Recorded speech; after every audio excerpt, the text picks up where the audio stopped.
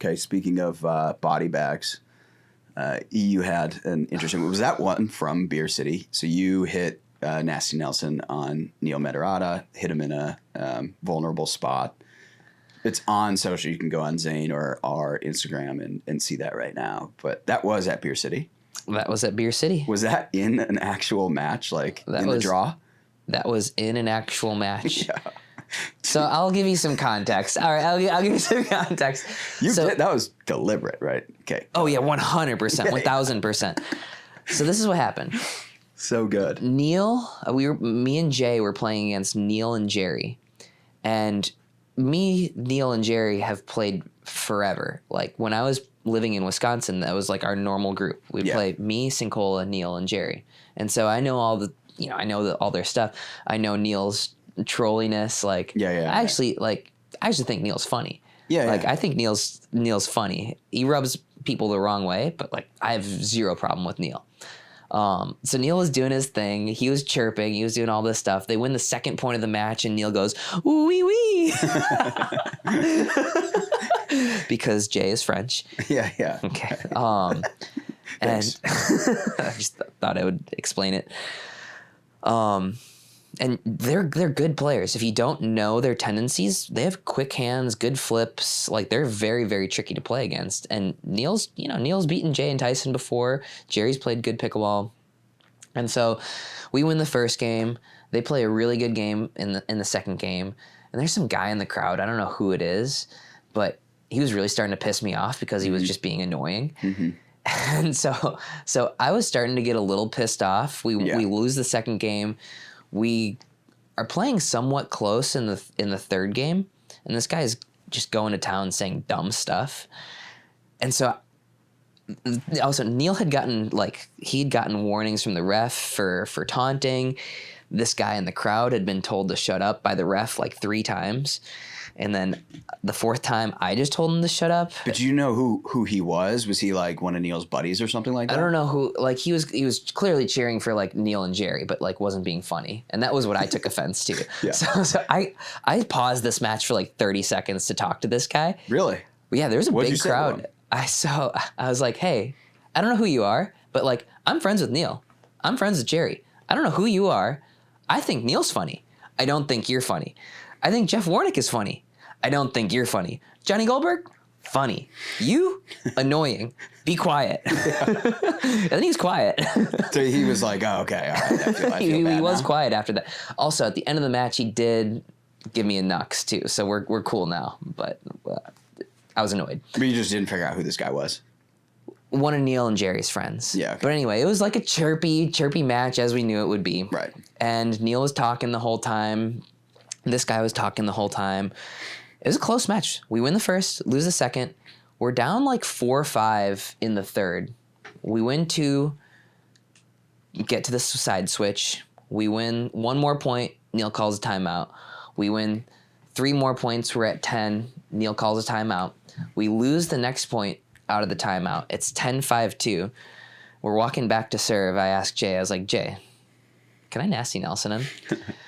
I didn't really understand what Jay said. All I heard was like, normally I would say no. And then I stopped listening and I just rocketed one at him.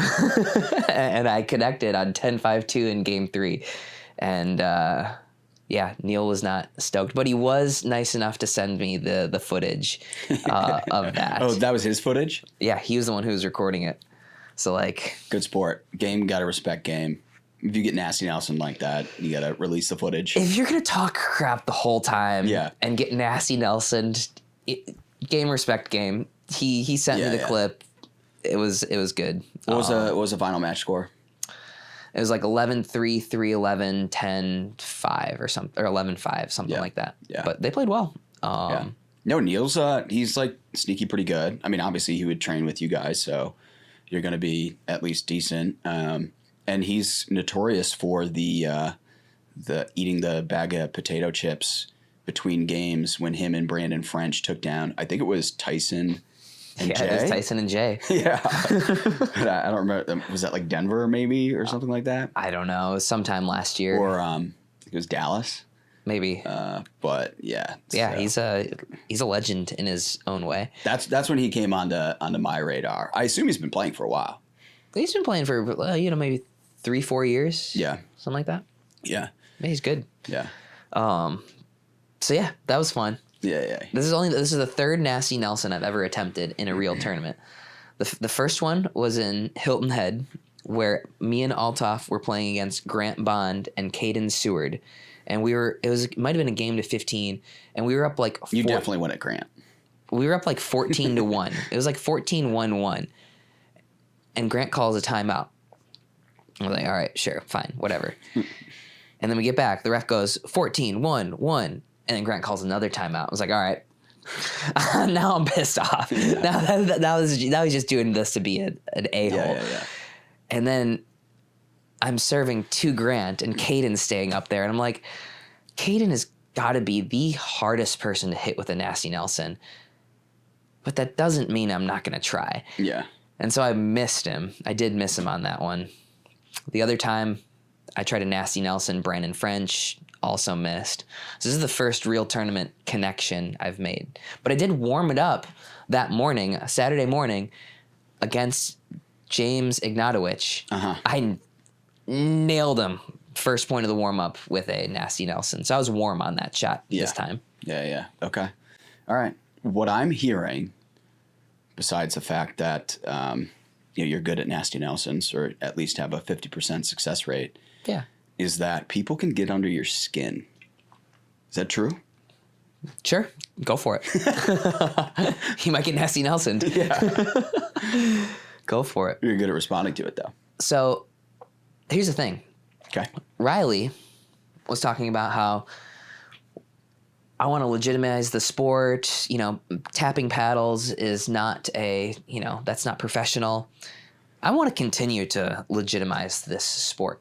And so if you're not paying attention up at the net, I think that a Nasty Nelson can be an actual play. Like an actual play to actually try and get points. Sure, why not? I'm curious if we actually start to see this in the future more. I mean, I could see it eventually. It's like if people actually started doing it consistently, there'd be some sort of like technical foul or something like that. No, you can't. But no. But you could see that. Oh, yeah, well, I could see it. I'm no fan of the USAPA rulebook keepers over there. I wouldn't put anything past them. Yeah, it's the most satisfying thing when you do it successfully. But if you miss, you can, no matter what, your partner is just staring you down. Like, what the hell? Yeah, it is a very, very small chance of success. Yeah, but when you pull it off.